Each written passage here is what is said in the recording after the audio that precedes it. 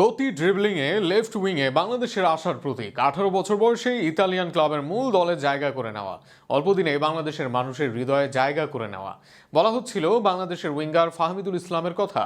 আজ এই উইঙ্গারের জন্মদিনে এই উইঙ্গারকে নিয়ে বিস্তারিত থাকছে প্রতিবেদন। মৃতপ্রায় বাংলাদেশ ফুটবল জীবিত হয় হামজার আগমনে। হামজার বাংলাদেশের হয়ে খেলা, তার আগমনে যেন ফুটবলে আসে মানুষের নজর। কিন্তু ফুটবলটাকে বাংলাদেশের মানুষ আবার পুনরায় ধারণ করেন একজনের কল্যাণে, তিনি ফাহমিদুল ইসলাম। 18 বছরের ফাহমিদুল নজর কাড়েন বাংলাদেশ কোচ হাভিয়ার কাবরেরার, ফলে তাকে জাতীয় দলে ডাকেন এই কোচ। তাৎক্ষণিক ভক্তদের মধ্যে আগ্রহ তৈরি হয়, কে এই ফাহমিদুল ইসলাম। ইতালিয়ান চতুর্থ স্তরে খেলা এই খেলোয়াড়কে দেখার জন্য মুখিয়ে থাকেন সবাই, কিন্তু শেষ মুহূর্তে দল থেকে তাকে বাদ দেন কোচ ক্যাবরেরা। ফাহমিদুলের বাদ পড়ায় জাগ্রত হয় সবাই। শুরু হয় ফুটবলকে ঘিরে আন্দোলন, যে আন্দোলনে আবারও ফুটবলের জন্য এক হয় দেশের কোটি মানুষ। এরপর থেকেই নজর সব ফুটবলে। ফাহমিদুলও এসেছেন ফিরে এসে সবাইকে দেখিয়েছেন নিজের জাদু। বাংলাদেশ দলের হয়ে 2 ম্যাচ খেলেছেন ফাহমিদুল। প্রথম ম্যাচে ভুটানের বিপক্ষে দারুণ কিছু চান্স ক্রিয়েট করেন। বাদিক থেকে তার কল্যাণে একের পর এক আক্রমণ করতে থাকে বাংলাদেশ। যেমন গতি, তেমনি তার ড্রিবলিং ও ফুটওয়ার্ক। আক্রমণ ভাগে ডান দিকে এতদিন রাকিবের উপর ভরসা করত বাংলাদেশ, সেখানে এবার বাম দিকে এসেছেন ফাহমিদুল। সিঙ্গাপুর ম্যাচে বাংলাদেশ হারলেও সুমিত সোমের সাথে ফাহমিদুলের বোঝাপড়া ছিল দারুণ। একাধিকবার গতি দিয়ে সিঙ্গাপুরের ডিফেন্সও পরাস্ত করেন।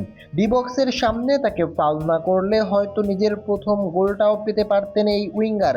অবশ্য এর ফাঁকেও নিজেকে দুর্ভাগা ভাবতেই পারেন ফাহমিদুলের জন্ম বাংলাদেশের ফেনী জেলায়, যদিও এরপর ইতালিতে চলে যান তিনি। ইতালির দ্বিতীয় বিভাগের 2 দল স্পেজিয়া ও সাম্পদোরিয়ার ক্লাবে বড় হয়েছেন ফাহমিদুল, যে 2 ক্লাবে খেলেছে ইতালির সর্বোচ্চ স্তর সিরিয়াতে। সাম্পদোরিয়ার অনূর্ধ্ব 18 দলের হয়ে দারুণই খেলেছিলেন ফাহমিদুল। 25 ম্যাচে করেন 4 গোল, কিন্তু এক ইনজুরি কাল হয়ে দাঁড়ায় তার জন্য। ফলে তাকে চলে যেতে হয় চতুর্থ স্তরে, যেখানে লিগরন এবং লিভারন নামের 2টি ক্লাবে খেলেন মোট 8 ম্যাচ। এরপর তাকে দলে ফেরায় আরেক ক্লাব অলিভিয়া, যে ক্লাবের যুব দলের হয়ে হ্যাটট্রিক করে আসেন আলোচনায়। ফলে মূল দলে ডাক পেতে সময় লাগেনি তার। এর মাঝে মূল দলে আছেন ফাহমিদুল। প্রস্তাব পেয়েছেন সিরিয়া সি বা ইতালির 3য় বিভাগ লিগের ক্লাব থেকেও, তবে সেখানে না গিয়ে অলিভিয়ার সাথে প্রস্তাব বাড়ান ফাহমিদুল। তবে যে পরিমাণ প্রতিভাবান ফাহমিদুল, তার সামনে দারুণ ভবিষ্যৎ আছে নিশ্চিত।